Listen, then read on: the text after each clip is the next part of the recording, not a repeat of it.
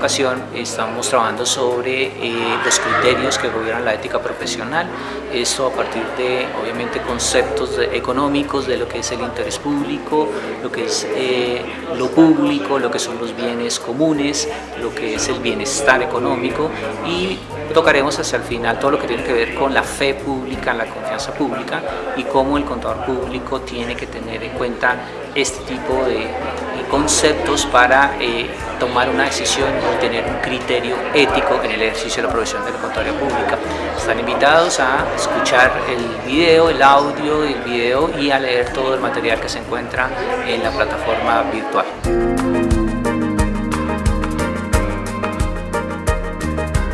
Para iniciar, a mí me gusta compartir un poquito siempre en la cátedra un poquito del pensamiento franciscano respecto a la ética. Entonces, acá hay un texto de un autor que se llama Martín Carvajo Núñez, se llama titulado Francisco de Asís y la ética global. Esta es una parte interesante porque pues, es una expresión también de la ética que maneja la universidad y maneja obviamente el pensamiento franciscano. Tiene que ver con una ética planteada desde los conceptos de la hospitalidad, pero entonces debemos entender la hospitalidad como una forma de expresión de alteridad, de afecto fraternal que se hace a nivel del franciscanismo. La paz en cuanto a plenitud de vida precisa de sentidos integradores que superen el desencanto de la posmodernidad, el individualismo despersonalizador y el relativismo narcisista. En este sentido, la persona y el mensaje de San Francisco resulta especialmente necesario para hacer de nuestro mundo un hogar donde todos se sientan acogidos y respetados. Una familia acogedora porque éticamente está regulada. El significado más antiguo de la palabra griega ethos es el de residencia, morada, lugar donde se habita. La ética intenta construir una morada acogedora para todos los hombres. Sus ideales, valores y sentidos buscan crear un ambiente hospitalario en el que todos puedan vivir en paz consigo mismos, con los demás, con Dios y con la naturaleza. Inspirándonos en Francisco de Asís, proponemos una ética de la hospitalidad como respuesta a los retos de la globalización. Se distingue entre hospitalidad relativa, que es la más común, y hospitalidad absoluta. La primera está condicionada. El anfitrión exige unos ciertos requisitos para acoger al que llega, sobre todo si se trata de un desconocido o un extranjero. Por ejemplo, le preguntan su nombre, su procedencia, le indican lo que puede y lo que no puede hacer en el espacio y tiempo que se le concede. La hospitalidad absoluta, sin embargo, es incondicionada, sagrada, inviolable. El anfitrión abre su casa al que llega, le deja entrar, le concede un lugar, sin que necesariamente el invitado tenga que aceptar los términos del pacto. El advenedizo, de hecho, sigue siendo desconocido, anónimo. No se pide reciprocidad, aunque se desee que exista. Quien acoge no ejerce ningún poder sobre el hospedado, no se comporta como jefe de casa, a pesar de que podría hacerlo en todo derecho. La hospitalidad se ofrece, se dona al otro antes de que él se cualifique, antes incluso de que sea sujeto de derecho y sujeto con nombre y apellidos. Consideramos que este tipo de hospitalidad sería la mejor respuesta ética a los desafíos de la globalización. El ejercicio concreto de la hospitalidad absoluta exige una profunda visión teologal y también algún tipo de amparo externo o legal para que los posibles abusos no la reduzcan a algo abstracto, utópico e ilusorio. Las dificultades prácticas en un mundo marcado por el pecado no disminuyen la urgencia de acoger al otro sin condiciones, pues ese es el camino para lograr la convivencia solidaria en la aldea global. Bueno, estamos en este momento aquí en el auditorio que precisamente lleva el nombre de San Francisco de Asís. Ese es el auditorio mayor de la universidad, el auditorio de San Francisco de Asís. Precisamente por eso, digamos, me gusta compartir con los estudiantes de la cátedra itinerante este pequeño texto de este libro que nos invita un poco a pensarnos la ética como un valor superior e incluso antes de la ontología y la deontología. Es decir, la ética es propia al ser humano y propia a la condición humana, y por sí todos deberíamos considerarnos personas éticas y actuar en ese mismo sentido. Bueno, entonces vamos a iniciar con la clase. La cátedra de hoy me voy a ubicar en la parte de abajo que me queda como más cómodo.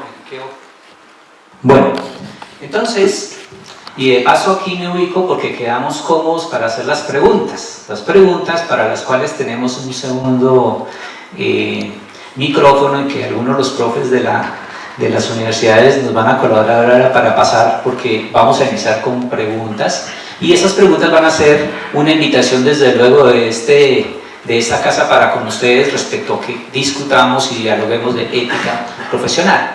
Entonces la cátedra de hoy tiene por nombre obviamente criterios que gobiernan la ética profesional, ¿sí? Entonces iniciamos aquí con digamos una presentación mía. Pues mi nombre es Hernán Alejandro Alonso Gómez, soy contador público de la Universidad Autónoma de Colombia, tengo unos estudios de posgrados en Derecho Tributario en el Externado, en Revisoría Fiscal en la Universidad Militar de Granada, tengo una maestría de esta casa de la Universidad de San Buenaventura, una especialización en Contabilidad Internacional y Finanzas Internacionales de la Universidad Rey Juan Carlos, y actualmente pues sigo estudiando y estoy haciendo un MBA en Dirección de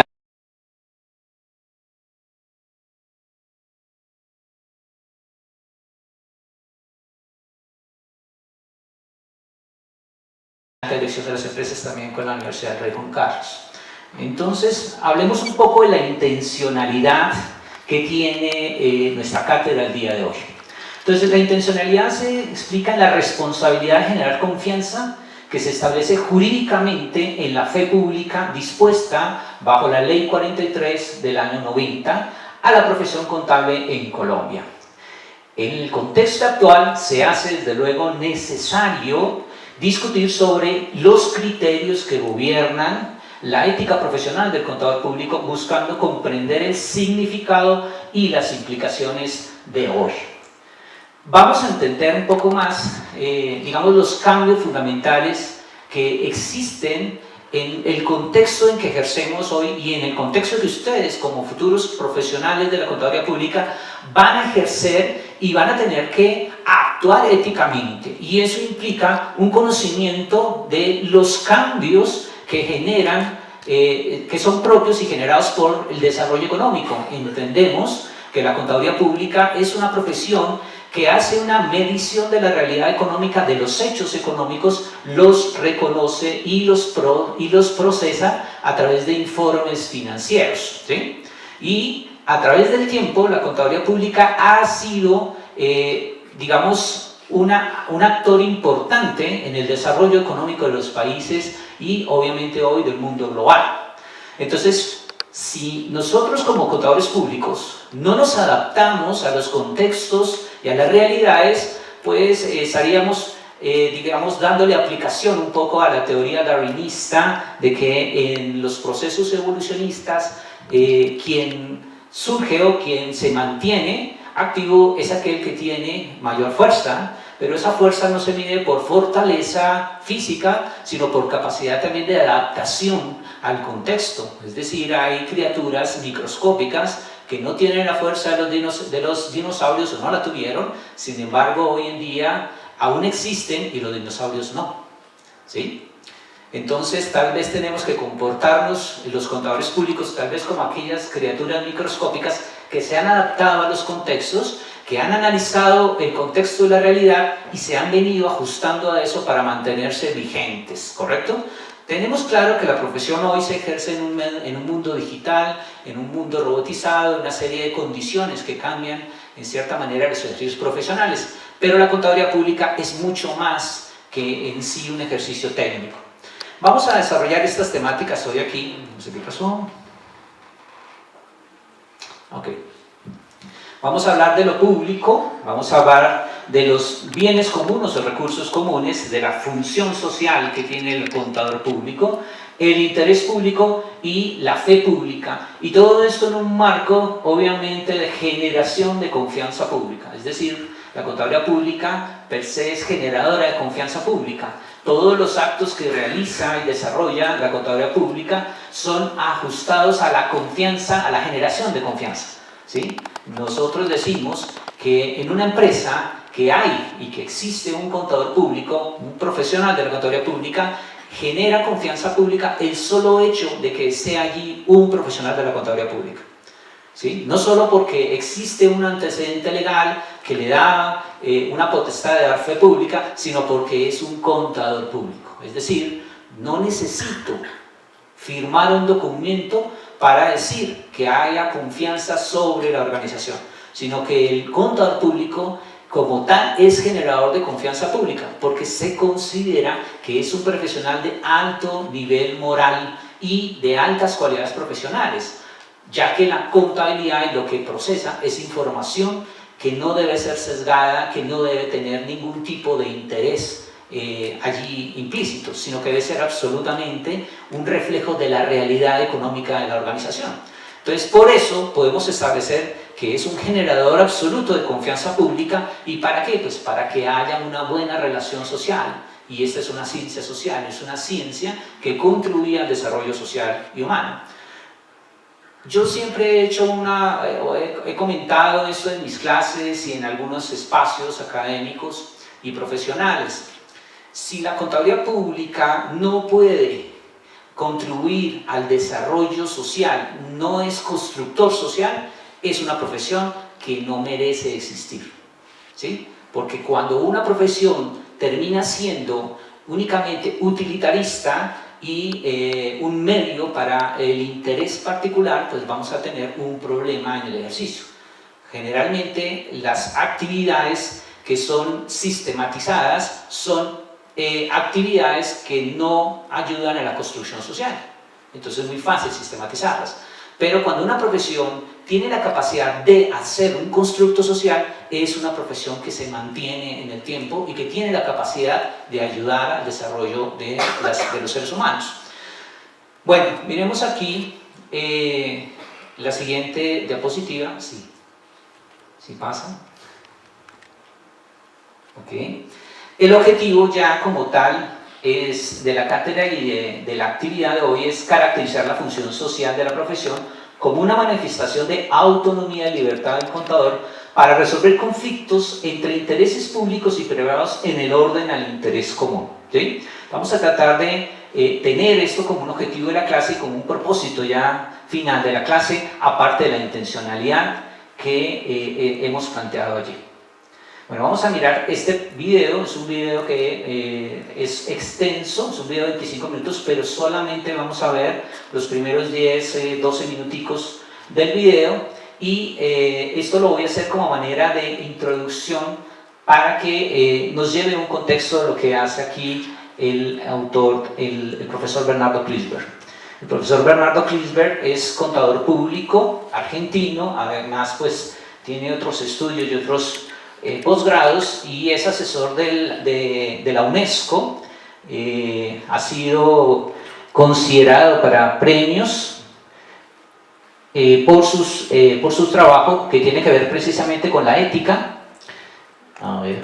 Utilidad social, desarrollo y pobreza. El informe Klinsberg fue nominado al premio Emmy Internacional.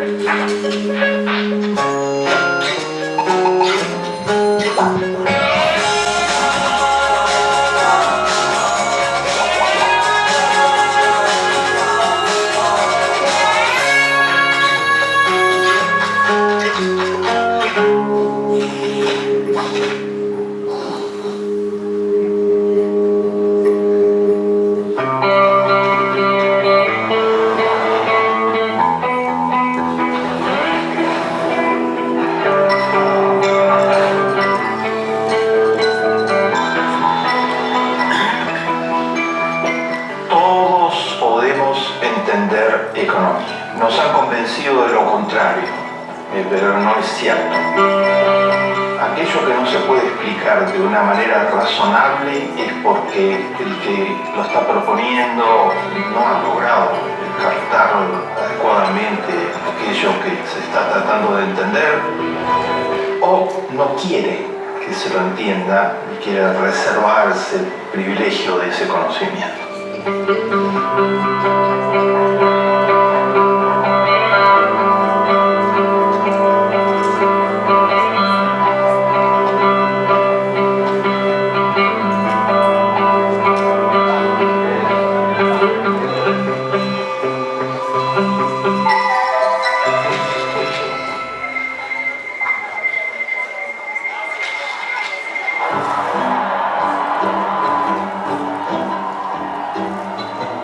El presidente Clinton es considerado uno de los políticos más hábiles que ha tenido los Estados Unidos.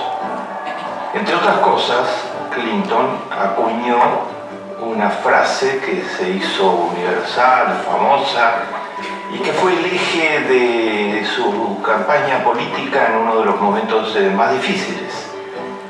La famosa frase fue aquella de «es la economía, estúpido». Con eso Clinton trataba de subrayar que de todas las alternativas, dilemas y debates que había en la mayor economía del mundo en su época, lo que más importaba a la gente en definitiva es el funcionamiento de la economía. Y que había que priorizar el funcionamiento de la economía. Esta frase, es la economía, tiene bases muy importantes.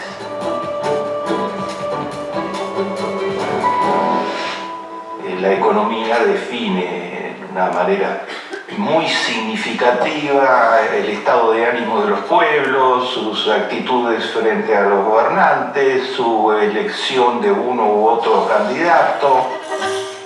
Que el último año de un periodo presidencial tenga una economía difícil impacta, que la economía funcione bien ese año, aunque no haya funcionado bien los años anteriores, impacta. Los signos de que la economía es fundamental y de que Clinton tenía razón en esa frase son innúmeros.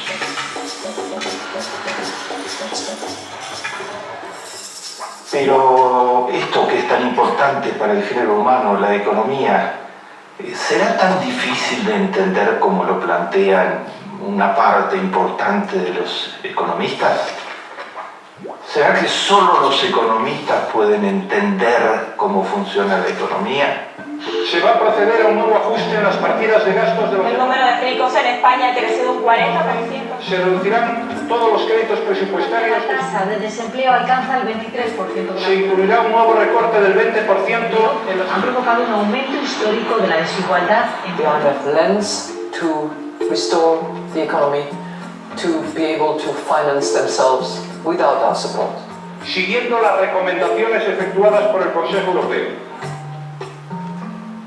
Si fuera así, como lo plantean sobre todo los economistas ortodoxos, que para entender la economía hay que tener conocimientos avanzados de matemáticas, de estadísticas, hay que tener una preparación totalmente especializada, que no se metan los que no tienen esos elementos, que no se metan a discutir sus decisiones ni sus elecciones.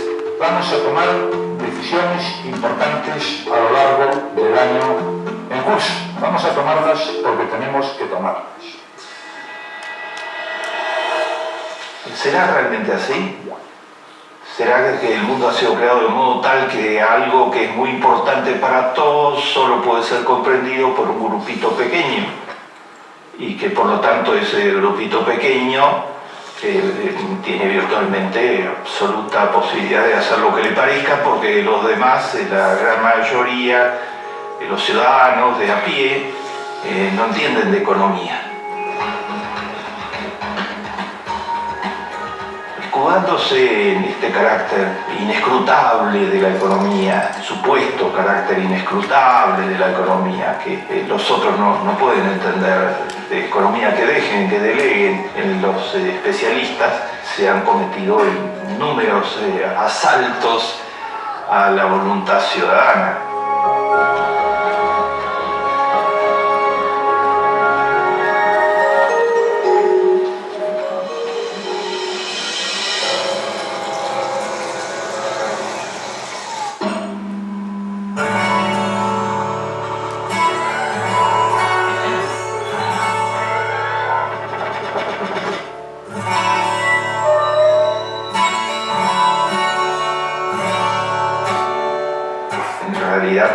Vivimos en un mundo en donde ha aumentado significativamente la disponibilidad de recursos económicos, porque hoy el ser humano, gracias a los avances de la ciencia y la tecnología, ha incorporado a la economía recursos que no existían. Por ejemplo, la nanotecnología, que es la ciencia que trabaja a partir de acercarse cada vez más a los objetos más pequeños, a los átomos y a las partículas de los átomos y a las partículas de las partículas de los átomos, y a partir de ahí, donde hay un universo inmenso que tiene otras leyes distintas al universo común, crear posibilidades de producción. El ser humano ha incorporado al fondo del mar, a los recursos económicos, ha incorporado a la dimensión del pequeño, que es infinitamente explorable, porque lo pequeño siempre puede ser más pequeño. Ha incorporado como recursos de producción a posibilidades que no figuraban en ninguna fantasía sobre cómo podría ser el futuro tecnológico del género humano. Hoy está virtualmente produciendo gran parte de los alimentos fuera de estación, durante todo el año. Las nuevas tecnologías han permitido escapar a los ciclos naturales preestablecidos. O sea, la economía es más rica que nunca, la economía mundial, porque hay más recursos disponibles que nunca. Y hay ciencia y tecnología que han incorporado el mundo gigantesco de las comunicaciones inmediatas.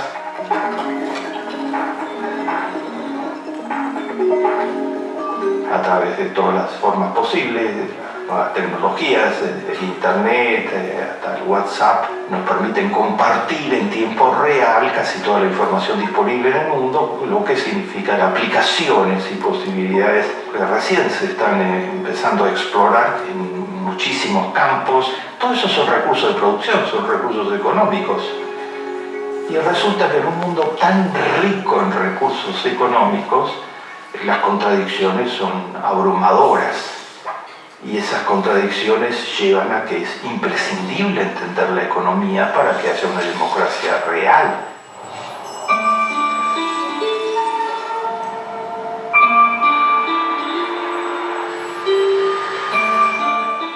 Entre esas contradicciones está esta contradicción fenomenal de que un mundo con estos recursos económicos, incluso con estos recursos en medicina preventiva y en medicina curativa, no logra garantizar la vida a los niños. Como la UNICEF lo ha constatado en sus informes, 18.000 niños mueren por día porque carecen de recursos económicos que son fundamentales.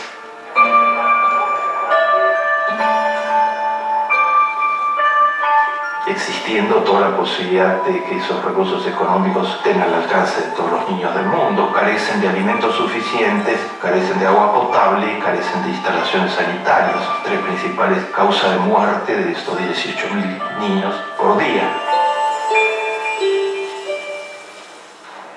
Una economía que se autoinflige daños muy importantes.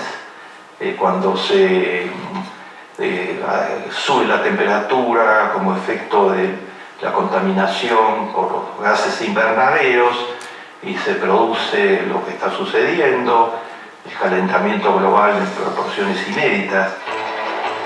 Los cambios climáticos ponen en riesgo de desaparecer a este ecosistema único. Hay que crear soluciones inmediatas y sostenibles para detener el calentamiento global. Los científicos estiman que es una señal para comenzar a revertir el daño causado al medio ambiente. Personas en todo el mundo marchan en contra del cambio climático. Movilizaciones similares también se han celebrado en la ciudad de Río de Janeiro. Hay previstas para otros 150 países. Entonces hace falta entender más que nunca la economía, porque si no se entiende la economía, se puede estar apoyando a doctrinas, candidatos, partidos, orientaciones que están conduciendo a la semidestrucción del planeta. ¿Cómo puede entender la economía?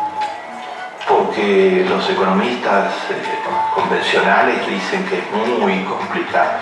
Y además ellos hacen todo lo posible para hacerla mucho más complicada. Lo que significa que usan un lenguaje que solo pueden entender los que están adentro de la cosa. ¿Será absolutamente necesario usar un lenguaje de ese tipo para explicar la economía? Todo el público empresarial, como hay déficit, no va a tirar de la inversión. Con más ortodoxia y más libertad.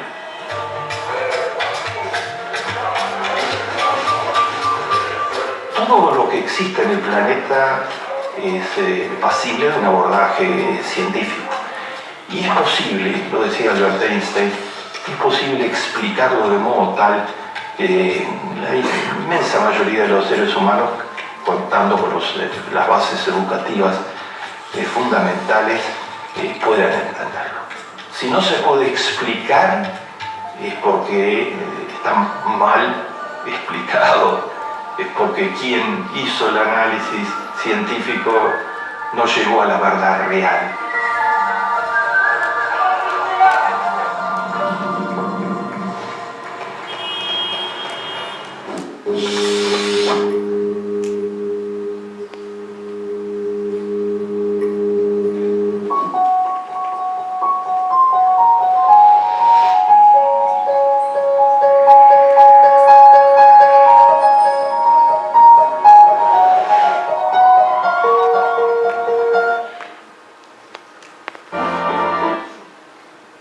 Ayuda al otro y se convierte en un actor económico que ayuda al otro. Todos esos elementos. Esta es una distinción fundamental. Es muy importante marchar hacia una economía que en lugar de estar basada en el egoísmo, esté basada en tener en cuenta al otro. En una palabra, como lo dice el texto bíblico, la ley fundamental que debería orientar la economía es la idea de que el que ayuda al otro y se convierte en un actor económico que ayuda al otro, se ayuda a sí mismo.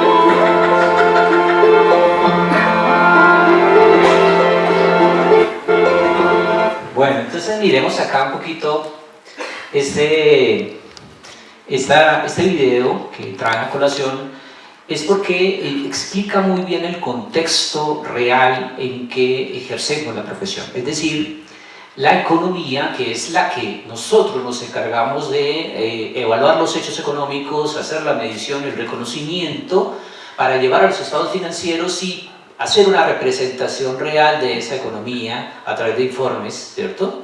Y de la cual se apoyan los empresarios para las tomas de decisiones, y pues obviamente también hacemos reportes al Estado para la construcción de las cifras con las que se rinden este tipo de informes y sobre las que se hacen este tipo de trabajos como los que hace el profesor Bernardo Klinsborg. Entonces vamos aquí a hacer un análisis, y en esto le voy a pedir a, no sé, el profe, o la profe Caterina, o el profe Zamora. Ahí donde están, con tranquilidad, no hay problema. Vamos a ir haciendo una serie de interrogantes y de pronto algunos pueden ir respondiéndonos. De pronto alguno tiene una idea sobre esto y un poquito nos va a ayudar el video también a entender un poco esas ideas que tienen ahí planteadas en el video, digamos, que van a ver con este tema. Entonces vamos a hablar de esos criterios que gobiernan la ética profesional, entendiendo la realidad económica, porque nosotros ejercemos en esa realidad económica. Primero, miremos el concepto de lo público. Entonces, ¿qué es lo público? ¿qué consideran ustedes en su preconcepto y en sus conocimientos que en este momento pues han logrado hasta sus grados académicos, en sus cursos, sus semestres que tienen, respecto a qué es lo público? ¿Quién nos quiere ayudar libremente? Pero bueno, directamente lo que uno considera público es lo que uno asocia con el gobierno. Por acá, ¿qué considera lo público? Bueno, para mí lo público son los bienes o los recursos que pertenecen a una nación y que administra el Estado, pero pues obviamente lo administra conforme a las necesidades de la población. Ok, muy bien. Bueno, ahí vamos con calma. Por acá tenemos otra pregunta. El bien público. ¿A qué se refiere con el bien público? Buenas noches. Pienso que el bien público hace parte no de una sola persona, sino de una comunidad como tal, y que en sí lo beneficia pues a la comunidad. Muy bien, buena respuesta. Mire, ya tenemos dos, pero veamos ese otro concepto de lo que es el bien público. A ver por acá. Bien público. Serían los activos del Estado. Ok, ese es otro concepto, los activos del Estado. Ya venimos poco a poco viendo esos conceptos. Y veamos acá qué es el interés público. ¿Qué es el interés público? Por aquí. Pues yo considero que el interés público es aquello que valga la les interesa a las personas de la sociedad, como pues bien se dice, bien relacionado con el bien público. Ok, bien. Está bien. Miremos acá, aquí hay alguien que quiere participar. Pues yo pienso que en el interés público están como las funciones que deben hacer las entidades que pertenecen a lo público, que garantizan que una comunidad cuente con unos bienes y que no se vayan a deteriorar o se vayan a gastar. Sí, a gastar. Bien, ¿alguien más por allí, de pronto? Sí, claro. Digamos, hacia mí me preguntan qué es el interés público, y no, es cuando uno va en un Transmilenio bien lleno y alguien le sonríe, ¿no? Puede ser interés del público, ¿no? Sí, de pronto puede ser interés del público, eso es verdad. ¿Alguien más iba a decir por allí? ¿Sobre interés público? Buenas noches. Para mí pienso que el interés público es lo que a la sociedad en sí perdone que repita, le interesa, o sea, lo que tiene que ver en lo global, en lo total, en lo de toda la comunidad. Para mí ese sería el interés público. Perfecto, muy bien, ahí vamos con el interés público. Ahora miremos este otro concepto, que son los bienes comunes. Buenas noches.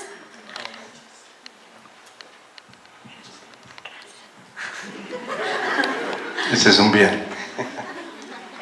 Yo pienso que es todo lo que va a favorecer a una comunidad en general y qué propósito se pretende para llegar a eso. Entonces, pues sería como las metas para las que no quiero llegar. Bien, bien, bien. También hay un concepto, obviamente personal, una percepción y un preconcepto sobre lo que es un bien común. A ver, por allá, profesor. Bien común, a ver, cuéntenos.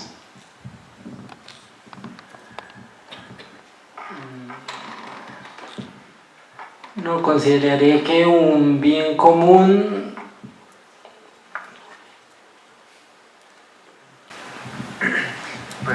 Bueno, buenas noches, mi nombre es Daniel Tarquino y pienso que el bien común es la necesidad de satisfacer todas las necesidades que tiene la comunidad frente a todos los espacios públicos que maneja el Estado.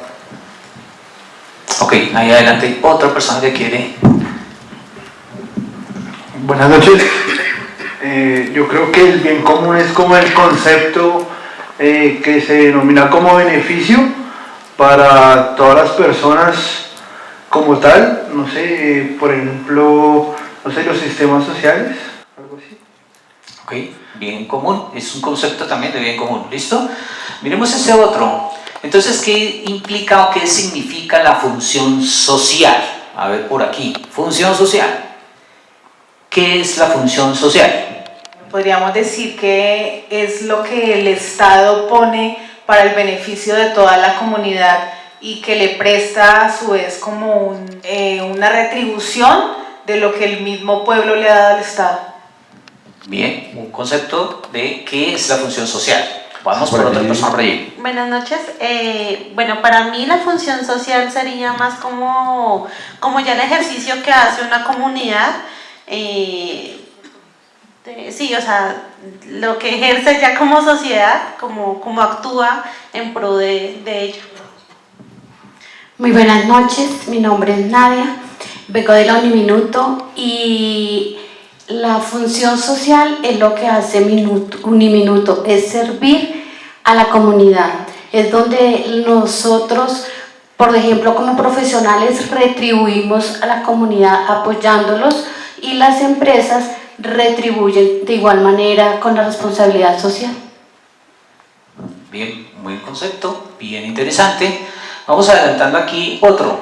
Y entonces, ¿qué es la fe pública?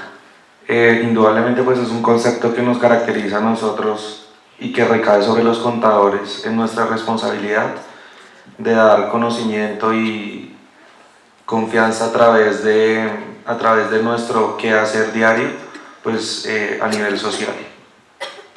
Muy bien, es un concepto, por acá nos van a colaborar con otro. Buenas noches, en mi concepto fe pública es atestar de primera persona una realidad, digamos, específica. ¿Alguien más? Fe Claro, pública. profe, aquí está que hablan, profe. Bueno, pienso que fe pública, aparte de lo que han dicho de las personas anteriores, es como asegurar cosas ante la sociedad. Que era que atestar una realidad, atestar algo que sí existe. No, más bien como asegurar entre las demás personas y la sociedad que la información que yo estoy dando es real. Es correcto. Bueno, entonces ahí vamos construyendo una serie de análisis respecto a estos conceptos que tienen que, digamos que estamos viendo como criterios que deben de tenerse en cuenta en el momento de ejercer la profesión de la contaduría pública en forma ética, ¿sí? Ética. Hay unos conceptos que se acercan mucho a algo de lo que realmente son, otros que están un poco alejados, pero es que precisamente estamos en la universidad es para ir aprendiendo y conociendo. Ninguno de nosotros es un sabio, un gran oráculo que pueda decir algo con absoluta certeza, por lo tanto tenemos el derecho como seres humanos a equivocarnos también y decir algunas cosas que de pronto no se acercan a lo que es. Hay algunas confusiones que de pronto logramos establecer, ¿cierto? Es decir, cuando decíamos qué es lo público, qué es el bien público, qué es el interés público, pues en general lo que escuchábamos era algo como que, no, pues es lo que tiene el Estado, ¿cierto? Es lo que, es de todos, ¿sí? Cosas así, escuchamos, ¿cierto? Los bienes públicos no son aquellas cosas de las cuales pueden beneficiarse o nos podemos beneficiar todos. El concepto de función social también visto como eso es una responsabilidad del Estado o eso es incluso un concepto de responsabilidad que está atado a ese concepto de responsabilidad social, y esa fe pública que en teoría, desde luego en la ley 43 para el caso nuestro, implica un ejercicio de generación de esto que está aquí en la parte de abajo, que implica la generación de confianza pública. Pero veamos esa generación de confianza pública en realidad en los temas de lo que es público y el interés público en primera instancia. Entonces vamos a retomar estos conceptos. Partamos de lo siguiente. En esto estábamos hablando de estas cosas precisamente: el público, el interés público, decimos que es lo de todos, que es lo que es el del Estado. Dijeron alguien, no, es lo que le corresponde al Estado, eso es de propiedad del Estado, ¿cierto? También dijeron que es algo que no es de nadie. Bueno, eso no lo dijeron, lo digo yo. Dicen, es algo que no es de nadie, eso es de todos. Si no es de nadie, pues debería ser de todos, ¿cierto? O sea, todos tendrían acceso a esto que es el tema del público y el interés público. Bueno, entonces, esto, en principio, estas dos cosas nos sugieren un problema en la ética promovida por la profesión contable. Vamos a ver cómo es ese tema de que sugiere un problema en la ética que ejerce el contador público, ¿sí? Que se promueve desde la profesión contable. Yo tengo unas, digamos, unas determinaciones o o unas conceptualizaciones, digamos, respecto a que el contador público en cierta manera es la ética que construye precisamente la sociedad a través de unos actos que implican un cambio en la moral. ¿Sí? ¿Recuerdan eso de que la moral es como decir la morada, o es la habitación, o es el sitio donde vivimos? Es decir, en este caso podríamos considerar que el cambio o el efecto que produce una decisión, que es la ética, en mi concepto es un instante, es solo un segundo en que usted como contador público toma una decisión, la promueve como un problema ético y cambia la construcción moral, por ejemplo, en una organización. Vamos a poner algunas situaciones. A usted le llega un empresario y lo cita en la oficina de la gerencia general. ¿Listo? Usted es el contador de la compañía o el revisor fiscal de la compañía, ¿cierto? El revisor fiscal que hace todo el proceso de vigilancia y de control de la organización. Ese poder que tiene la profesión y que le rendimos cuenta en cierta manera al Estado sobre las acciones de las organizaciones. Damos una opinión sobre los estados financieros donde vamos a establecer que esos estados financieros son dignos de confianza. ¿Okay? Firmamos y damos un dictamen. Y como contadores públicos hemos construido la información financiera de la compañía a partir del análisis de los procesos económicos, de todo eso que veíamos en Klinsberg. Esa realidad. Decía Klinsberg, hoy en día el mundo es más rico que nunca. Es más rico que nunca. Tiene la capacidad de producir lo que quiera. Y lo puede hacer incluso fuera del orden natural. ¿Sí? Antiguamente se cultivaba papa de acuerdo a la estación. Se cultivaban flores de acuerdo a las estaciones. Hoy en día, el desarrollo humano ha permitido que tú cultives incluso en climas que no corresponden al producto. Es decir, hoy en día tenemos capacidad de abastecimiento para toda la humanidad. Sin embargo, Klinsberg también muestra allí lo contrario de lo que sucede. 18.000 niños mueren por día de hambre. Y las personas carecen de cosas. Carecen de pronto de cosas de lo público, o carecen de cosas que tienen que ver con el interés de todos. ¿Sí? Y entonces decimos que los contadores públicos, aparte de generar confianza pública, como actividad propia en el ejercicio, generan un control sobre los flujos de riqueza. Es decir, contribuimos al control de flujos de riqueza. Uno diría que en concepción ética, ¿qué pasa con la profesión cuando se reduce únicamente a la construcción de información, pero no al análisis de la realidad económica para la generación de confianza? ¿Sí? Y entonces tenemos un problema que es promovido desde la ética profesional. Si el empresario lo cita a usted a la oficina de presidencia y le ofrece el siguiente negocio: vamos a presentarnos en una contratación, pero necesitamos que usted, señor contador o señora contadora pública, señorita, ¿cierto?, firme unos estados financieros que van a indicar que la compañía tiene una capacidad económica para realizar una contratación. Desde luego que nada de lo que vamos a afirmar es verdad. ¿Sí? Y me gusta mucho Klinsberg porque dice precisamente que el problema de la economía es que no dice la verdad. Y resulta que nosotros contribuimos a la construcción de las cifras económicas con cifras que seguramente no dicen la verdad, o con mediciones económicas que pretenden algún tipo de interés que no es un interés público, sino que es un interés particular. ¿Listo? Vamos con lo siguiente. Entonces le dice que usted debe firmar esos informes financieros, que debe dar un dictamen de opinión acerca de eso, con el propósito de que el contrato salga, desde luego.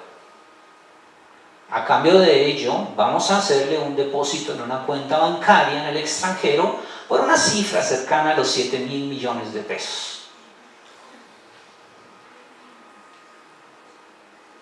Chévere, ¿cierto? 7.000 millones de pesos. Dígame, ¿cuánto tiempo tienes que trabajar tú para ganarte 7.000 millones de pesos? Mucho tiempo. ¿Y tú? Muchísimo tiempo, ¿cierto? Claro, a ver, hagamos un cálculo. No por chismear, no queremos chismear, pero dígame más o menos cuánto le gana. Dígame por una cifra, así no sea la real. 1,5 millones. 1,5 millones, eso, 1,5 millones. Entonces vamos a ir 7.000 millones en 1,5 millones, a ver cuántos meses de trabajo tiene que hacerle para ganarse 7.000 millones. ¿Sí? ¿Cuánto vale tu casa? 200 millones. Buena casa tienes, ¿cierto? Por lo menos no es de interés social. ¿Ok? Entonces dice 200, pero van a cocinar 7.000 millones de pesos. 7.000 millones de pesos, cifra importante. Usted va a firmar unos estados financieros para dar lugar a un interés particular, falseando cifras de la realidad económica. ¿Correcto? Vamos a falsear cifras de la realidad económica. Pero el siguiente paso, y el empresario le dice, pero solo hay un pequeño problema. Que este negocio sale, pero en unos poquitos años nos van a pillar. Claro, cuando pase la auditoría, cuando pase la Contraloría, ¿cierto? O la Procuraduría, no sé, la entidad de vigilancia y control que corresponda, de pronto nos encuentran. Y estamos seguros que nos van a encontrar. Pero no se preocupe, no se preocupe que usted firmó, no se preocupe. Nosotros le vamos a contratar la mejor firma de abogados. Y tranquilo que sus 7.000 millones siguen allá en la cuenta bancaria. ¿Sí? Su firma de abogados. Y entonces usted, vamos a hacer una negociación, nosotros podemos comprar todo. Y entonces negociamos. Y usted pues se va unos meses a acompañar, no sé, allá, ya no están en la cárcel, dicen los nules, ¿cierto? Pero de pronto, bueno, o va de reemplazo a la celda de los nules, alguna vaina de esas, ¿sí? A hacerle compañía al exalcalde de Bogotá, ¿cierto? O alguno de los que están actualmente en los temas de Odebrecht, ¿sí? A todos los contadores públicos que están presos por el problema de Interbolsa. Allá pueden estudiar normas internacionales entre todos, ¿cierto? Ok. Y usted se va a la casa. Digamos que usted va a tener una sanción de... ¿Cuánto lo pueden sancionar a uno? Que le fue bien, 6 años. Pero como usted es una persona educada y pues va a aprovechar en la prisión para hacerse un posgrado y además se va a comportar muy bien porque los contadores públicos se portan muy bien, son muy juiciosos, ¿no? Entonces de pronto sale en la mitad del tiempo, entonces en 3 años va a salir, pero usted tiene sus 7.000 millones de pesos. ¿Ok? La pregunta es, ¿lo haces o no lo haces? No, ¿Pero por qué 7.000 millones? por ética profesional. Es que la ética, la ética. No, es que la ética es supremamente importante, ¿cierto? ¿Lo haces o no lo haces? Pues, no, pues yo me enfocaría de pronto un poco más hacia la moral, porque digamos que con 7.000 millones, listo, usted queda por el piscinado, pero digamos que su familia queda bien, pues digamos que en determinado punto, pues sería de pensarlo, ¿no? Él sí lo piensa, sí, claro. 7.000 millones son 7.000 millones de pesos, ¿no? Claro, esto es un dilema, obviamente, y seguramente en una sesión, no seguramente, sino con toda seguridad en una sesión futura, si no estoy mal, en la Universidad Militar, van a trabajar los dilemas éticos con el profesor Roncancio. Entonces no se trata de quitarle la clase de hablar de dilemas éticos acá, sino de exponer un caso que genera trasfondos en el desarrollo económico, en el interés de lo público, en el tema de los bienes públicos, en el tema de la función social que tiene la profesión de la contaduría pública. Por lo tanto, son criterios relevantes a tener en cuenta en las decisiones éticas, porque usted es el ético de la empresa. Usted es el que para al empresario y le dice eso no se puede. Usted es el que le dice cómo hacer las cosas en debida forma, sin cometer errores. cómo es que usted debe hacer sus estudios de costos para establecer sus márgenes de rentabilidad, cómo mejorar las finanzas de la compañía, cómo acercarse al sector bancario y obtener los mejores, digamos, los mejores negocios con el sector bancario en términos de créditos, de oportunidades, cómo lograr la posibilidad de exportar, porque usted sabe de impuestos, cómo hacer una planeación fiscal adecuada y pagar lo correcto, lo justo, lo que corresponde. Es decir, usted es el funcionario de la compañía que le genera la ética en la construcción moral a la organización. ¿No? Lo difícil es cuando le ofrecen 7.000 millones. O de pronto un poco más. ¿Qué tal 7.000 millones un peso? De pronto el peso ya pesa mucho en la decisión, ¿cierto? De pronto el peso pesa mucho en la decisión. Bueno, entonces sigamos aquí. Hay un tema que tiene que ver con uno de los artículos que están en el material, en la plataforma virtual, como material de apoyo complementario. Ahí hay un pequeño artículo, un poco viejito, pero interesante, que yo escribí hace unos años, sobre todo lo que tiene que ver con la eticidad del contador público, y la eticidad implica una acción o un actuar profesional. ¿Cómo actuamos los contadores públicos? ¿Sí? ¿Cómo actuamos los contadores públicos? Y ahí hay una serie digamos, de análisis desde las premisas filosóficas, desde los contextos reales, que implican todo este tipo de situaciones que estamos hoy aquí discutiendo y charlando. Miremos esto, hay un documento que es muy chévere allí, que se llama La muerte de Leviatán, lo público como problema contable, de Jairo Alonso Bautista. Y entonces en ese documento Jairo hace un análisis muy interesante de este tema que tiene que ver con el interés público y lo público, y en una redefinición hacia un problema económico real. Veámoslo de esta manera. La muerte de Leviatán, ¿ustedes saben qué es el Leviatán? Nadie sabe qué es el Leviatán. No es el personaje ese que sale en la película Dioses Romanos, ¿cierto? Eso que Leviatán es un gigante, ¿no? No, este Leviatán es un Leviatán que es de un personaje, de un autor que escribe sobre economía, que es digamos, el Leviatán Jovesliano, le llaman Jovesliano. Entonces este es un Leviatán que implica el Estado. La muerte del Leviatán la vamos a analizar de la siguiente forma. El Estado, el gran Leviatán, el que dispone muchas cosas, con el cambio del desarrollo económico y con esas, digamos, esas determinaciones, por ejemplo, en el tema de la aplicación de políticas económicas a nivel global, y estamos hablando de un mundo global porque esta es una profesión que ya no ejerce en términos locales, sino que tiene que considerar la globalidad para las mediciones de realidad económica, ¿cierto? Por eso ustedes son expertos en inglés y pueden hablar con contadores públicos de otros países, expertos en el tema. Entonces dice que el interés del Estado como una ficción política y jurídica se transforma y se redefine en un problema económico. Veamos cómo funciona. El gran Leviatán, o sea, el Estado, en teoría, podría decirse que es quien tiene que beneficiar a todos debe de darles bienes comunes, a todos debe de suministrarles, digamos, educación, salud, vivienda, o sea, debe generar un estado de bienestar, ¿cierto? Eso es lo que debe hacer el Estado. Y ese es el concepto que existe, digamos, en algunas de nuestras mentes. Pero esa redefinición que plantea aquí, a ver, se me pasó. Está necio el computador. Bueno, entonces esa redefinición que plantea, pues es un debate, obviamente, como lo plantea el contemporáneo, acerca de la naturaleza de lo que es público. Y está diciendo allí que hay una serie de implicaciones en las formas en que el poder, los recursos, el control sobre esos recursos y la información se distribuyen y fluyen en la sociedad.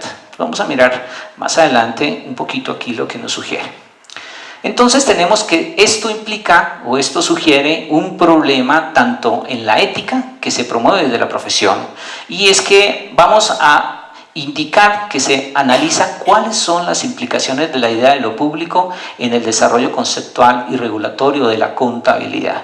La contabilidad tiene un interés por lo público y la ley 43 incluso dice que la función de la contabilidad pública está en proteger el interés general, el interés común que implica lo público y los intereses públicos. Y usted da fe pública, por lo tanto usted está ahí inmerso en el concepto de lo público. Pero, ¿da uno fe pública sobre qué?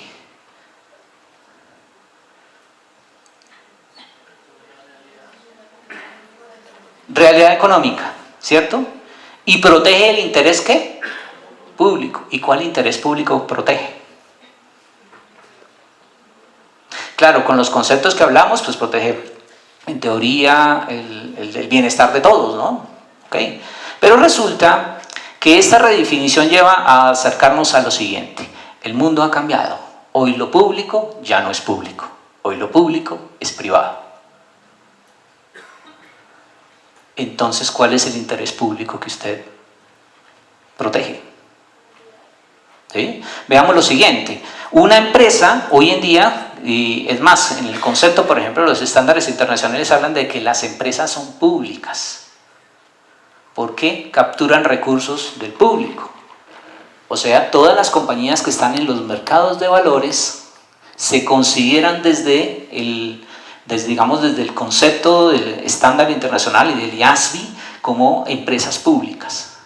Y además los bienes públicos ya no son tan públicos, porque hay algunos bienes que son públicos o recursos que son comunes o bienes comunes que se han entregado a la empresa privada para que sean explotados y por eso a usted le cobran recursos. Entonces aquello que usted decía que era un bien de todos, pues ya no es de todos, es de una empresa privada. Y la empresa privada es de unos socios y de unos empresarios y ya no es pública. Entonces, volvemos al concepto. ¿Y qué es lo público que protejo? ¿Y cuál es el interés público que persigo? ¿El interés de los dueños de lo público, que terminan siendo los dueños de los mercados de capitales? Es decir, tenemos que entender en qué momento estamos del desarrollo económico y cuál debería ser nuestro ejercicio. Porque en principio pensábamos que los contadores públicos protegíamos el interés de todos. Pero como se ha redefinido, entonces tenemos que analizar cuál debe ser nuestro criterio actual para la protección del interés general, del bienestar y de lo público. ¿Sí? Yo diría, y eso lo digo yo, ya en términos de que pronto me equivoquen, no digan, es que dijo algo fundamentado en alguien y no, es una apreciación. Mira, si lo público dejó de ser público y hoy en día está en lo privado, entonces lo privado se ha convertido en lo público. Por lo tanto, el que cree que es dueño de algo, no es dueño de nada. Es simplemente un administrador de los bienes de todos, porque todos tenemos derecho a eso. Solo que el Estado y el sistema económico ha llevado, por ejemplo, a considerar que el Estado debe reducirse porque no tiene la capacidad para prestarle servicios a todos y que no es un buen administrador. Y entonces en esa lectura se ha venido desdibujando la capacidad del Estado para que entre el sector privado y asuma al Estado como algo propio. Si lo vemos, pues los bancos ponen a los presidentes, las multinacionales ponen a los presidentes, es decir, el Estado ya no es un concepto democrático. Por eso me encanta Klisberg cuando dice que la democracia debe ser una descripción de la realidad económica y tal vez se confunde a las personas para que no entendamos qué es la economía y entonces sigamos ahí como con los ojos vendados haciendo estados financieros para lo público. ¿Sí? Entonces hay que redefinir también el concepto de lo público en nuestras mentes profesionales para entender que sí seguimos protegiendo el interés de toda la sociedad, pero que en la redefinición económica eso ahora está en los privados. Entonces el privado tiene un interés, pero ojo, usted tiene un deber de proteger lo público, por lo tanto hay un criterio que tiene que evaluar. Que la empresa puede tener el interés particular, pero que usted debe proteger la verdad económica de la organización, porque eso es la realidad. Es decir, no podemos estar mitigando problemas económicos a las empresas dañando la realidad económica para que el resto de las personas que se benefician de lo que la compañía produce y hace, que es de beneficio de todos, crean que eso está muy bien. ¿Sí? Entonces hay unas cosas interesantes allí. Por eso, nuevamente, esto sugiere problemas en la ética promovida por la profesión contable. ¿Vamos bien? ¿Ya están cansados? Algunos ya dicen que tienen los ojos empillamados. Bueno, entonces, avancemos un poco más por aquí. Esto obviamente está generando en toda la sociedad, y lo vimos en el estudio del doctor Klisberg, un trastorno en el equilibrio económico y una crisis social. ¿Sí? Y por eso la contaduría pública en el mundo debe de reconsiderar su acción como parte del interés público y en protección del bienestar de todos. Hay que revisarlo. ¿Listo? Bueno. Entonces, miramos estos temas de lo público y del interés público, ¿cierto? Y aquí vamos a mirar otro pequeño video, también corto, son como 6-7 minuticos, en donde vamos a entrar a mirar los otros temas que tienen que ver con bienes comunes, ¿sí? Que forman parte de esta discusión.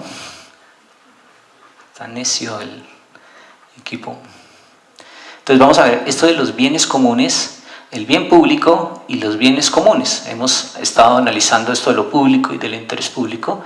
Vamos a mirar esto de los bienes comunes y del bien público. ¿Listo? Entonces miremos este pequeño video que también nos va a orientar al respecto. ¿Por qué juega sola? ¿Por qué nos quedamos afuera? Esto no tiene gracia. ¿No tendría más sentido que hagamos algo juntos? ¿No sería más inteligente? ¿No sería una vida mejor para todos? Sin embargo, el mundo es diferente. ¿Por qué será? Toda nuestra vida se basa en recursos. Y esto incluye no solo la diversidad de la naturaleza, sino también los espacios comunes en nuestras ciudades y pueblos, educación y ciencia, el mundo digital. En realidad, todos estos recursos alcanzan para proveer a las personas. Sin embargo, el mundo se ve diferente, porque la naturaleza fue cercada, los espacios sociales se están privatizando, el acceso a la educación se vuelve mercancía, y la libertad en el mundo digital se pierde frente a los monopolios. Algunos los llaman derechos. La razón es simple. Quien hace escasear un recurso produce una necesidad. Quien crea una necesidad puede ganar un montón de dinero. Así deben ser las cosas, dicen los que se benefician. Y a primera vista parece lógico. El argumento: si le dejáramos la administración de los recursos a la gente, la sobreexplotarían implacablemente.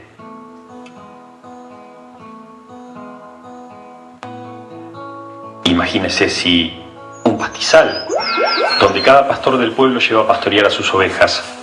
Pero, ¿por qué solo una? Si con 10 podría tener muchas más ganancias.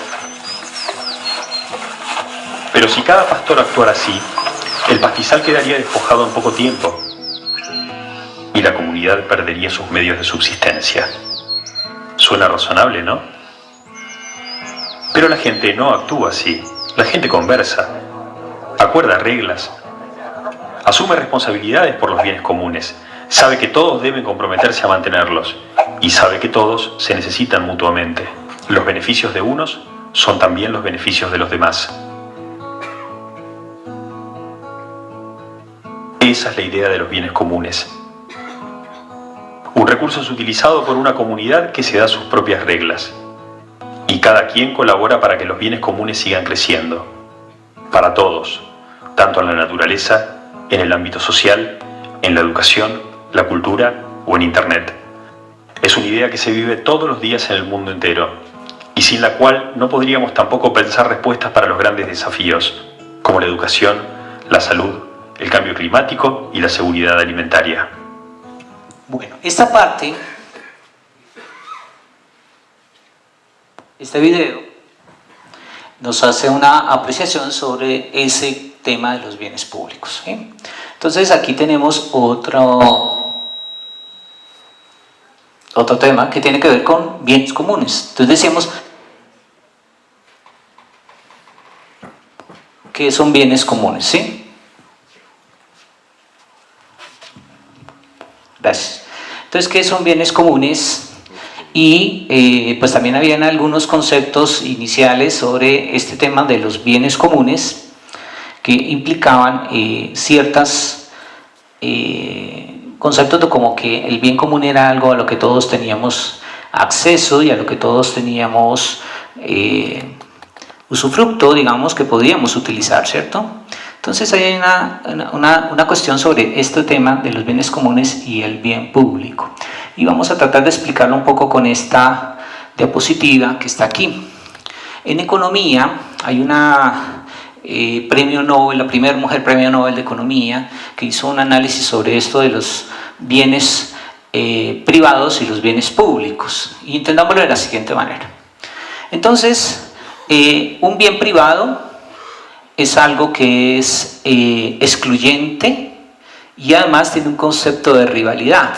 Cuando hablamos de un concepto de rivalidad, hablamos de que hay unos bienes en la economía que son solo para uso de alguien que ha pagado por ellos, por ejemplo, y que en el concepto de rivalidad implica que se pueden ocupar o escasear, ¿sí? Escasear o ocupar, y que nadie más puede usar mientras otro lo usa, ¿sí? Entonces podemos poner un ejemplo, por ejemplo, como este carrito. Entonces un carro, pequeño carro, es de alguien que pagó por él y mientras él lo usa, pues solo lo puede conducir él. O alguien, bueno, no sé, algún mago puede decir que entre dos conducen el mismo carro. Pero en lo que yo conozco, el carro solamente lo puede usar una persona y él paga por usarlo, o sea, por tenerlo. Entonces esto es un bien que en ese análisis es un bien privado, ¿sí? Esto está atado también al tema del interés público y de lo público. Entonces aquí entendemos que el bien es excluyente y presenta un concepto de rivalidad, o sea, de que no se puede usar al tiempo porque se escasea. El otro, que está aquí como muy rápido, las diapositivas, ¿sí? El otro que tiene que ver con esto que es los bienes públicos, que están aquí. Los bienes públicos son bienes que no son excluyentes, es decir, que todos tenemos acceso a ellos, todos podemos usarlos, todos, ¿cierto?, en totalidad, pero, y adicional, que no presenta rivalidad, por lo tanto son bienes que en concepto teórico son bienes que podemos usar y que no se van a agotar, ¿cierto? Como por ejemplo ir a una playa, o sea, todos pueden ir a la playa, ¿cierto? Mientras la playa sea pública, no excluyente y no hay rivalidad porque pues la playa en teoría no se va a agotar. Pueden haber muchas personas haciendo uso de la playa, ¿sí? Muchas personas pueden estar haciendo uso de la playa y eso puede considerarse un bien público, ¿correcto? Ahora, miremos aquí lo que implica algo que no es excluyente y que no es excluyente, pero que genera rivalidad, ¿sí? ¿Cómo? Bueno, lo hice al contrario, perdón. Vamos a ver primero lo que es excluyente y no genera rivalidad, que tendríamos aquí un concepto de un bien club, digamos, un bien club, que es este, un bien club. Y un bien club es algo en lo que tú no puedes acceder porque estás excluido, ¿cierto? Pero que si quieres acceder puedes pagar por ingresar, puedes pagar, pero ese bien tiene un cupo. Es decir, el club tiene, por ejemplo, acceso para un número de personas específico. Por lo tanto, tú puedes pagar por el uso de un bien club que no es público, ¿cierto? No es público, es privado, pero que no genera rivalidad. Y entonces tenemos, por ejemplo, el acceso a la televisión por cable.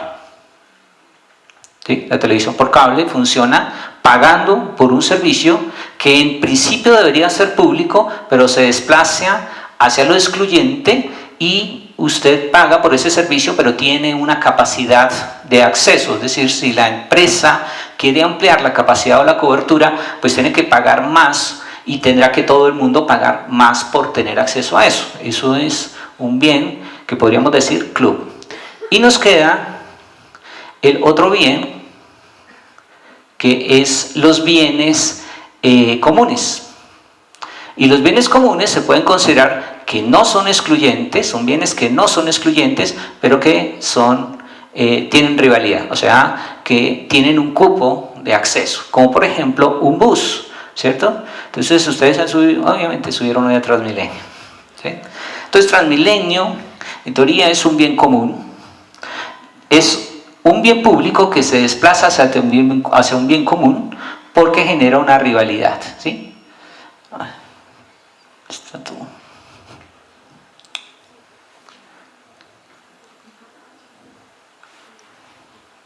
Está muy loco hoy esto.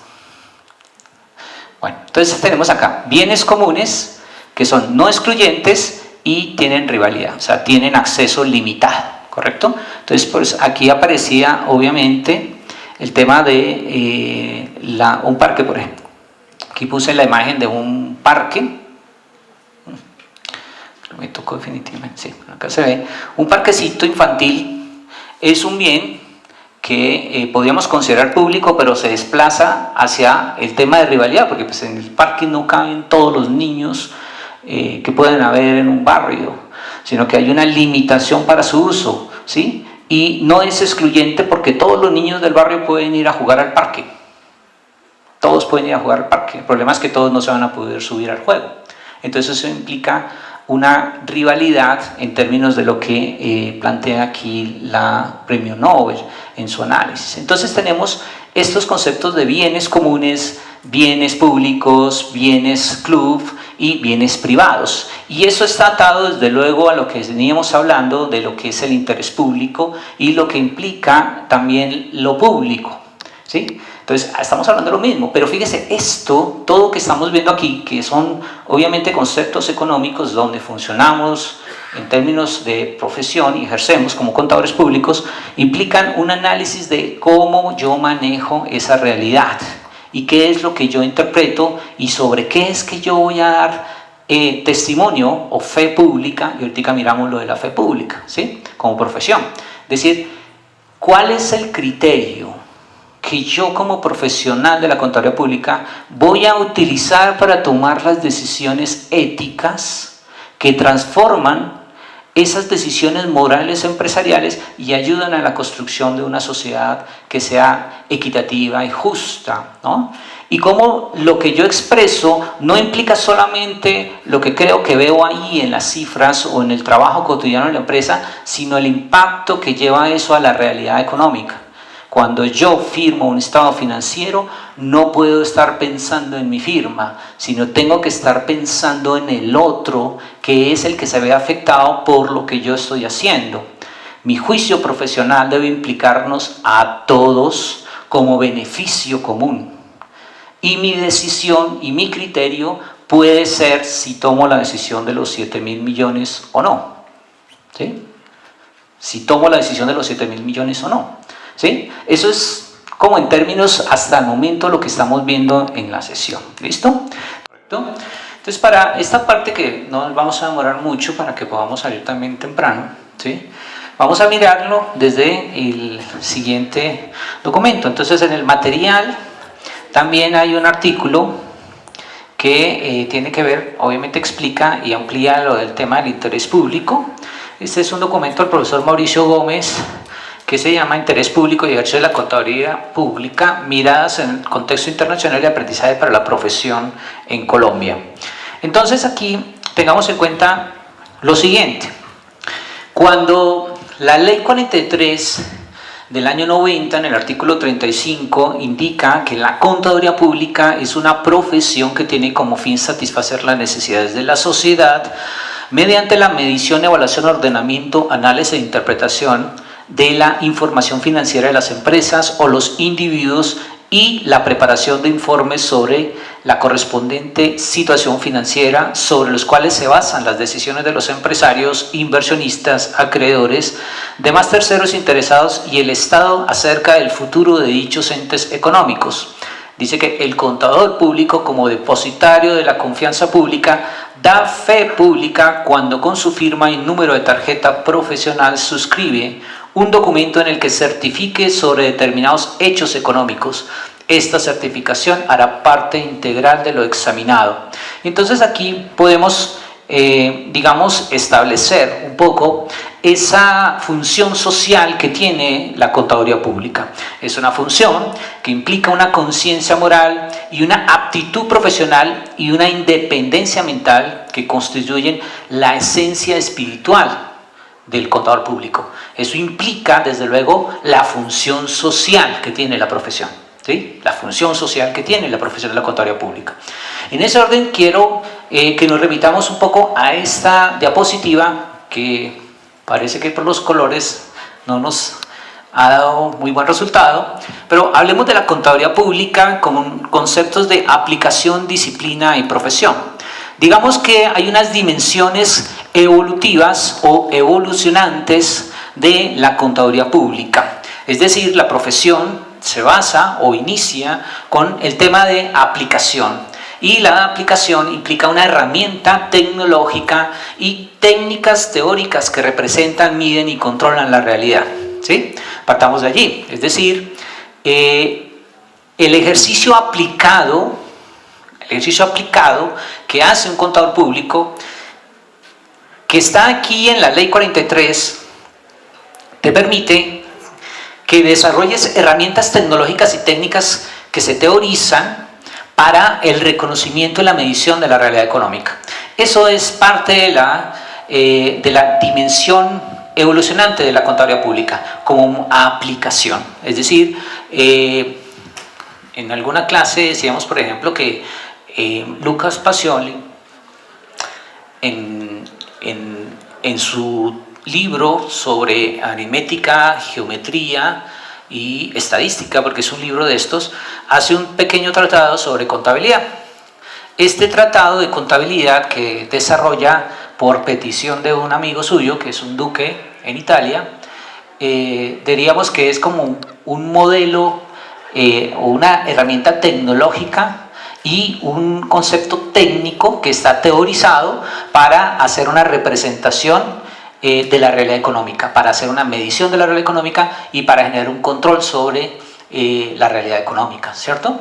Entonces ahí tenemos una aplicación que se desarrolla en la contaduría pública y ese instrumento, este tratado, desde luego se expande en la época clásica de la expansión contable, donde otros aprenden el modelo y va evolucionando las diferentes herramientas y teorías en lo que pues en algunas universidades conocen como teoría contable o pensamiento contable o todo el proceso evolutivo del desarrollo de los modelos contables, las escuelas de pensamiento contable, las doctrinas contables, y tenemos allí aplicaciones.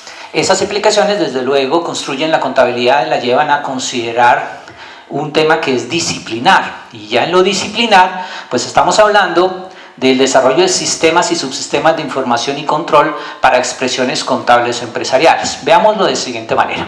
Hay un sistema de información contable creado a través de unas teorías, a través de unas herramientas aplicadas, pero a nivel del desarrollo de las empresas y del desarrollo económico y también del desarrollo humano, pues el contador público empieza a crear sistemas y subsistemas, es decir, por ejemplo, los costos, por ejemplo, la contabilidad por sectores económicos, o sea, hace una serie de evoluciones disciplinares para poder seguir haciendo una función social del control, de la medición de la realidad económica, y vamos encontrando cómo ejerce la contaduría pública un profesional en la realidad económica, ¿sí? En esa realidad económica que no quiero que olviden a Klisberg, mostrando el desarrollo y la evolución humana y la capacidad de riqueza y de generación de economía que tenemos hoy, pero que infortunadamente parece que hay un inconveniente con ese desarrollo social. Entonces aquí tenemos una disciplina que aplica sistemas y subsistemas propios para la expresión contable empresarial, ¿sí? Entonces tenemos allí. Ahora nos queda entonces la parte, digamos, profesión, la contabilidad pública como profesión. En la parte de la contabilidad pública como profesión es donde se puede ver lo que implica la ley 43 en su artículo 35, es decir, aquí vemos la función social de la contabilidad pública como profesión a través de lo que la ley 43 le ha asignado como fe pública. Y esa fe pública implica ser garante del orden y la seguridad económica. ¿Sí? Ser garante del orden y la seguridad económica. Y ese orden y seguridad económica se da en el medio de las relaciones sociales. Por eso la contabilidad pública también implica una ciencia social, o sea, está inmersa en las ciencias sociales. Tiene unas aplicaciones, tiene una disciplina y tiene una función social. Y lo que implica esa seguridad económica es de las relaciones sociales, es cómo se relacionan los seres humanos, cómo pueden tomar decisiones en tranquilidad porque tienen un profesional que sabe de negocios, de economía y que ha hecho o tiene la capacidad de hacer a través de su ejercicio una medición de la realidad que sea fiable, que permita demostrar la verdad de la economía, ¿cierto? La verdad de la economía, y que en su ejercicio es garante de esa seguridad y de esa realidad económica, ¿sí? Por eso generamos confianza pública, damos fe pública y somos generadores de confianza pública para que en el mundo de los negocios se hagan las cosas bien, ¿sí? Eso implica el análisis de los criterios éticos que hemos estado viendo y que pues en algunas cosas hemos venido avanzando de pronto dejando de lado algunas cosas, pero que luego en sus lecturas pues ustedes van a complementar. ¿Listo? Incluso el video y los videos que están en el material ya están en la aula virtual y están obviamente completos. Ese de Klisberg solamente vimos una parte, pueden continuar viéndola y hay una ampliación de esos temas.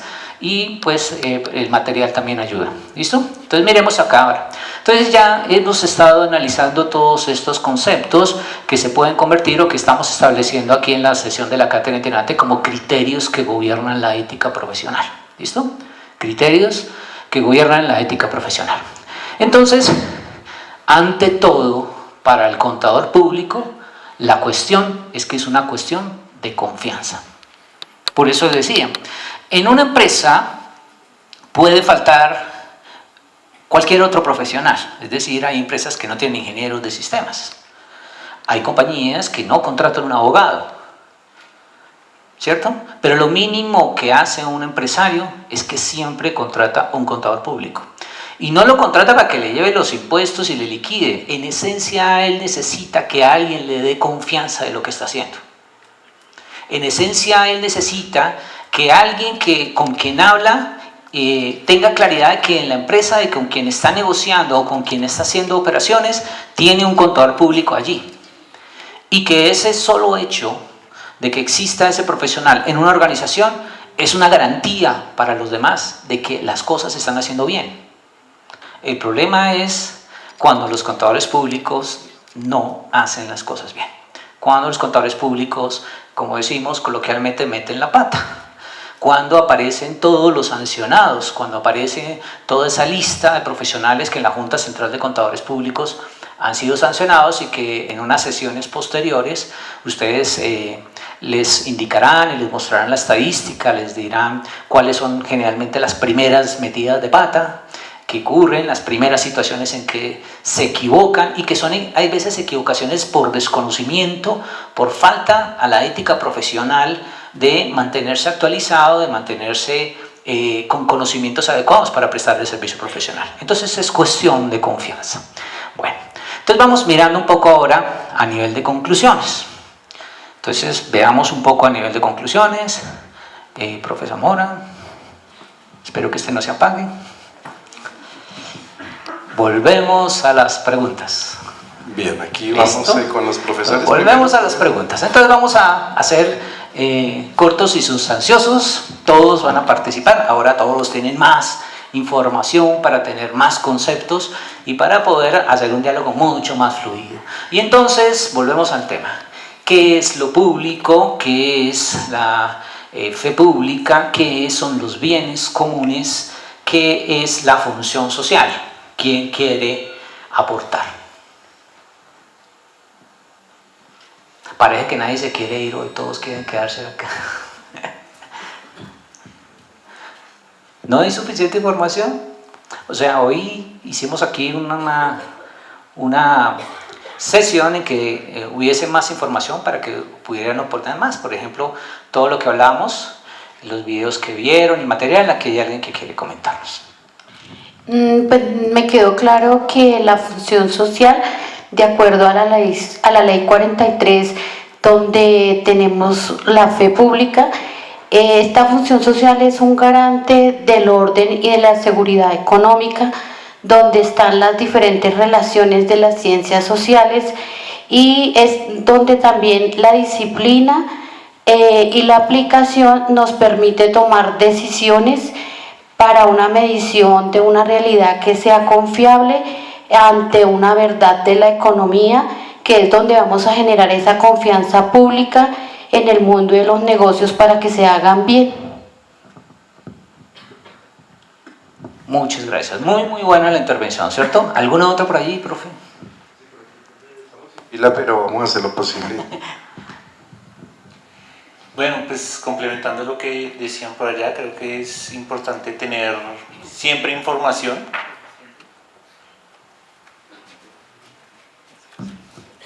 ¿Qué está molestando eso?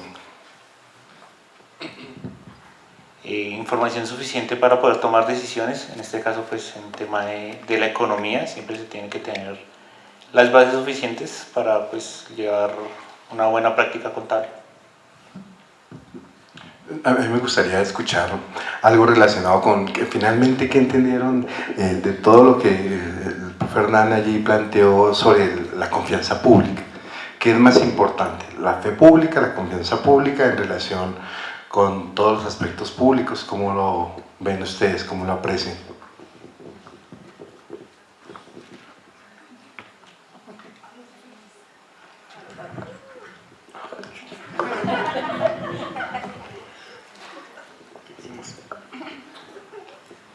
Bueno, pues en cuanto a la diferencia entre qué es fe pública y confianza pública, no considero que haya mucha diferencia, porque si bien la fe pública nos aporta ese carácter de veracidad y credibilidad que uno da de esa información que uno conoce como profesional, y en cuanto a la confianza pública, diría que podría ser como lo mismo.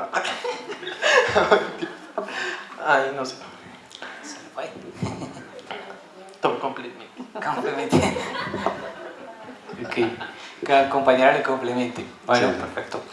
Los nervios, ahí es otra vez no hay problema. A ver, Yo pienso que respecto a qué es más importante, si la fe o la confianza pública, es más importante el hecho de dar fe pública, porque, como dice mi compañero Harold, es importante dar o tener ese carácter de veracidad respecto a la información que se está presentando. Entonces, pues de manera directa, presentar información o dar el hecho de que la información que se está presentando es correcta, pues le da la confianza pública al ejercicio contable como tal.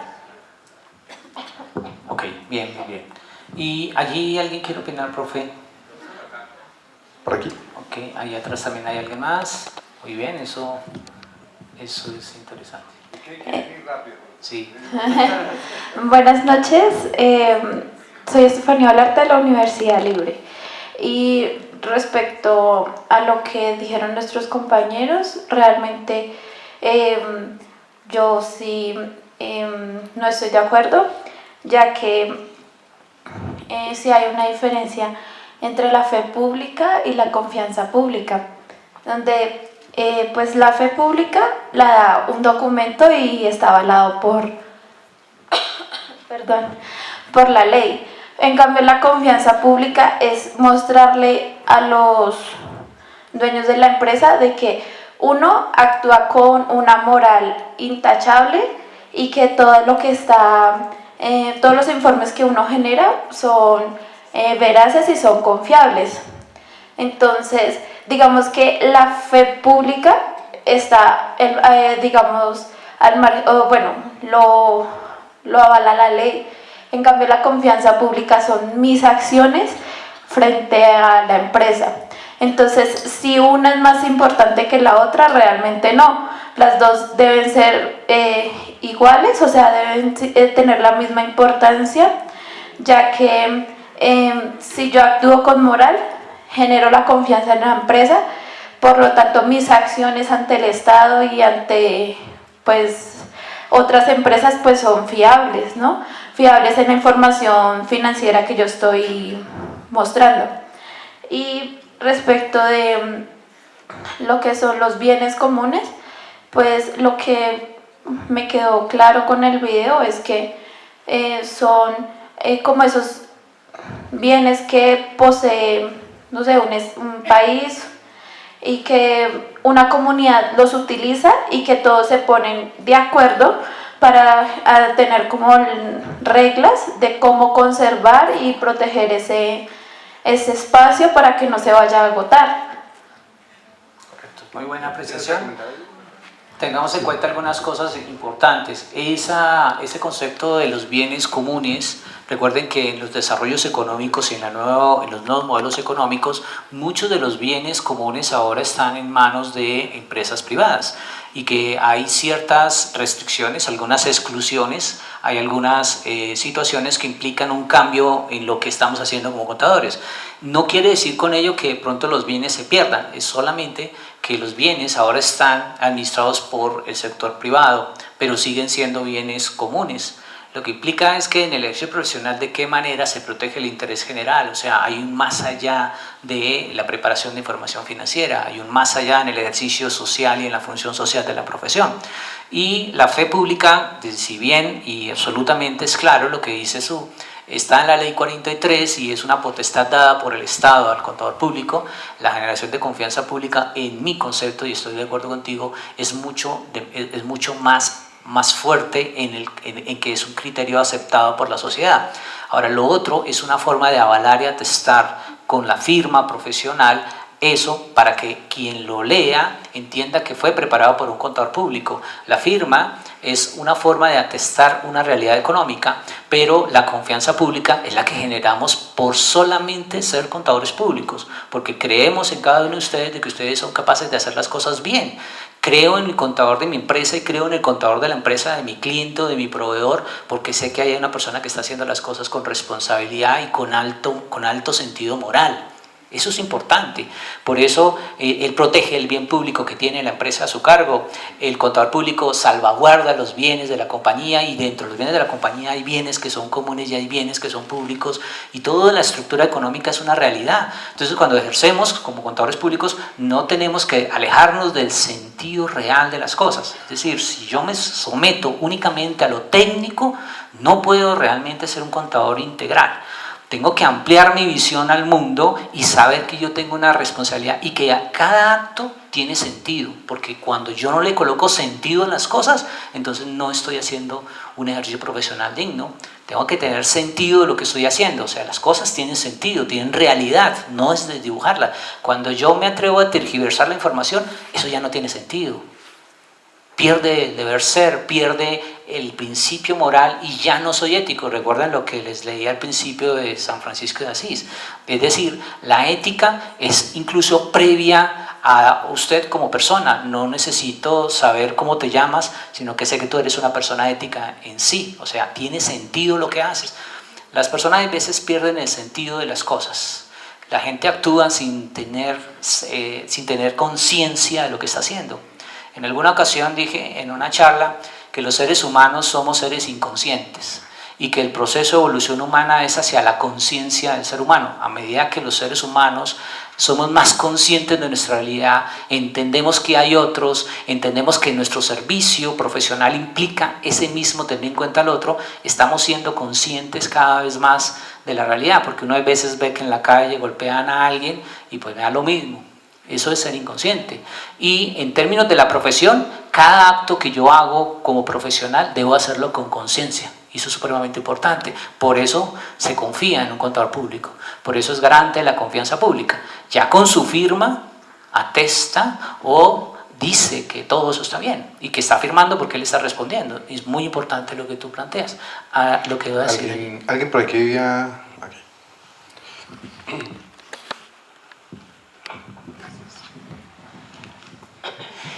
Bueno, básicamente se iba a complementar también lo que decía la compañera en cuanto a que precisamente la fe pública es un derecho adquirido y es una herramienta para llegar a esa confianza pública que pues esta sí se debe mantener, ¿sí? A través, digamos, la fe pública es la que me lleva a poder consolidar esa confianza pública. Y respecto al tema de ¿qué se considera público? Por favor, corríjame si me equivoco en la manera en que puedo apreciarlo, y es si se considera, no sé, cualquier empresa o cualquier individuo como tal, como unidad, todo lo que sea distinto a esa unidad sería público. Es decir, si yo represento una unidad, cual sea, todo lo que sea distinto a esa unidad sería considerado como público. Bueno, mira, el tema es, digamos, cuando hablas de unidades como de algo privado, ¿cierto? Es decir, correcto. Entonces, lo que es privado es algo que es excluyente y que además genera rivalidad. ¿Recuerdan eso? Entonces implica que un carro es solamente una propiedad de una unidad, pero no la pueden usar todos. Entonces no es un bien público. Y podrías pagar por usar el carro, pero en realidad tiene una rivalidad porque solamente lo puede usar una persona. Eso implica entender lo público como algo que no es excluyente y que incluso no tiene rivalidad, tiene acceso de todos. Eso es la explicación de lo que implica lo que implica lo público y lo privado, y lo que hablábamos como bienes club o bienes que se deben pagar por ellos y son excluyentes, ¿no? Como el club de golf. Por ejemplo, el club de golf, pues tú solamente puedes ir al club de golf si pagas para entrar al club de golf, y en el club de golf solamente hay cupo para cierto número de socios, ¿sí? Y es excluyente a pesar de que tú pagas por el uso y puedes entrar, y hay una parte de rivalidad. El otro es el bien o el recurso común, y el bien o recurso común no es excluyente, pero igual tiene un cupo limitado, o sea, tiene un uso. Entonces aquí aclaremos un poco más en términos de lo que yo podría establecer en función de la contaduría pública, la protección de lo público, y es que hay bienes que, por ejemplo, son públicos y se han desplazado por rivalidad hacia una exclusión, y entonces están a cargo de una organización, ¿sí? Y esa organización dice, tú lo quieres usar, tú pagas por él. Pero el hecho de que se hayan desplazado hacia allí no quiere decir que los bienes hayan perdido una esencia pública, solo que están siendo administrados por alguien, y ese alguien tiene la potestad de administrarlo, porque recuerden lo de las ovejas. Hay bienes que son públicos como el pastizal, pero si todo el mundo usa el pastizal, pues van a agotarlo. Entonces se requiere de que algunos bienes públicos sean o pasen a una administración, y eso es un acuerdo de voluntades, lo que explicaba la compañera ahí atrás. O sea, la sociedad se ha puesto de acuerdo, ¿no? Hay los poderes económicos, los poderes políticos, que obviamente generan una influencia en las decisiones de cómo se deben de administrar los bienes.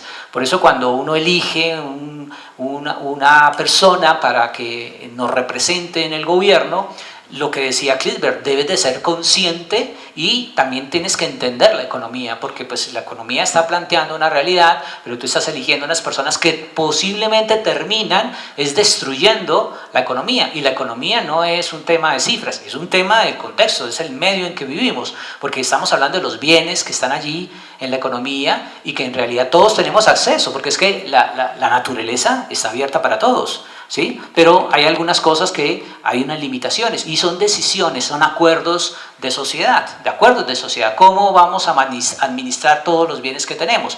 Pues hay acuerdos de sociedad. ¿Quieres usar? Hay algunos bienes que se volverán privados y pues solo tendrán acceso ciertas personas. Hay otros que siguen siendo públicos pero que se limitan y se excluyen y para seguir usándolos tendrás que pagar porque hay que administrarlos si no se agotan.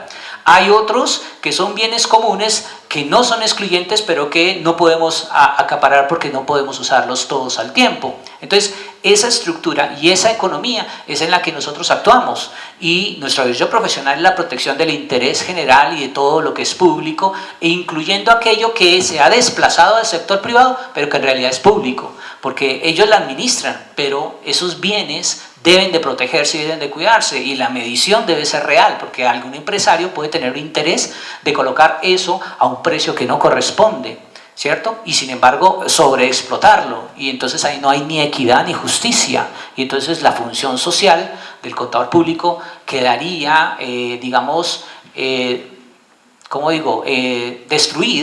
destruida por acciones de terceros cuando tu ejercicio profesional permite que haya una distorsión de la realidad económica que tú vas a presentar. Entonces, cuando usted es el contador público de un club, cuando usted es el contador público de una compañía multinacional que explota petróleos, cuando usted es el contador público de una compañía o el revisor fiscal de una compañía que maneja los servicios de cable, de internet, de todo esto, ahí hay bienes que tenemos que entenderlos en la economía. O sea, mi interés es que veamos que hay una serie de criterios de tipo económico que tenemos que tener en cuenta cuando actuamos como contadores públicos.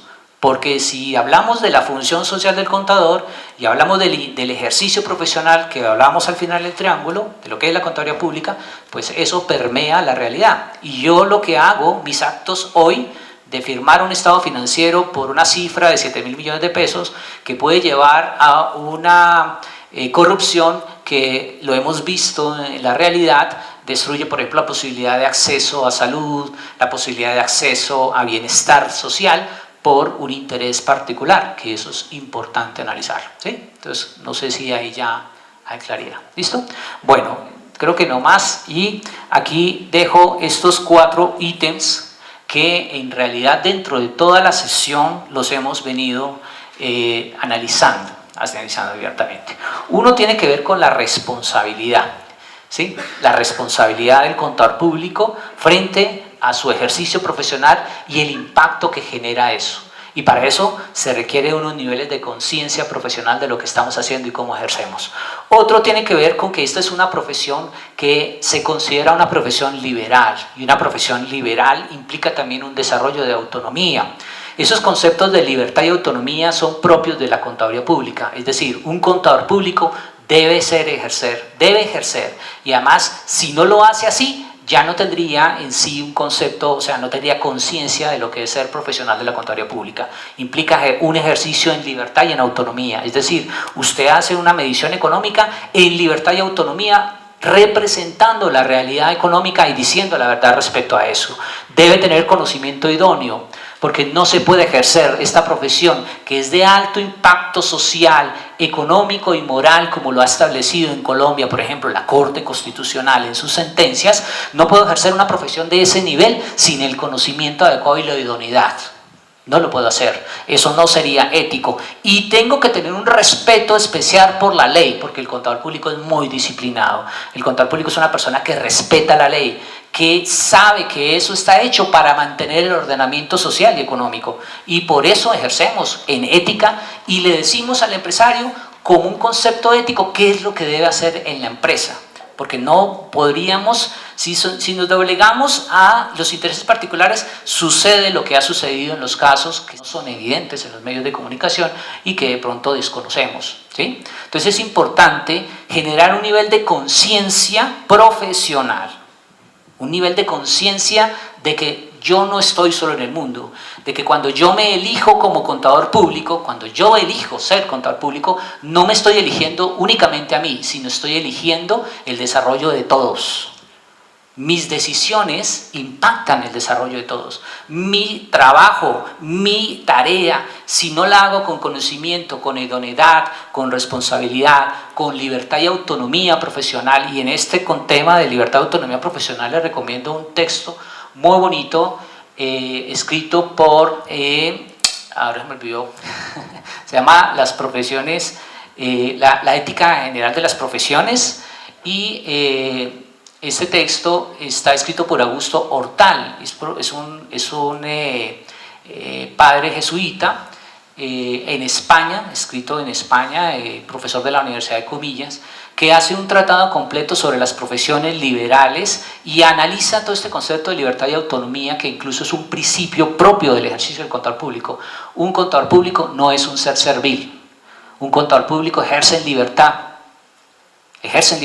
y tiene autonomía y sabe cuál es la autonomía y hasta dónde llega la autonomía del contador público. Por eso hay que entender mucho esos conceptos y esos principios. Entonces, con estos cuatro, estos cuatro elementos que están aquí planteados, estos cuatro conceptos, podemos decir que las características generales de las actuaciones de un contador público en ejercicio profesional, que tengan en cuenta los criterios para las decisiones éticas, se deben de reflejar en esta realidad, para que hagamos un país equitativo y justo, para que construyamos sociedad y para que hagamos bien las cosas. ¿Listo? Bueno, creo que por hoy agradecerles a todos por su asistencia a la Universidad de San Buenaventura.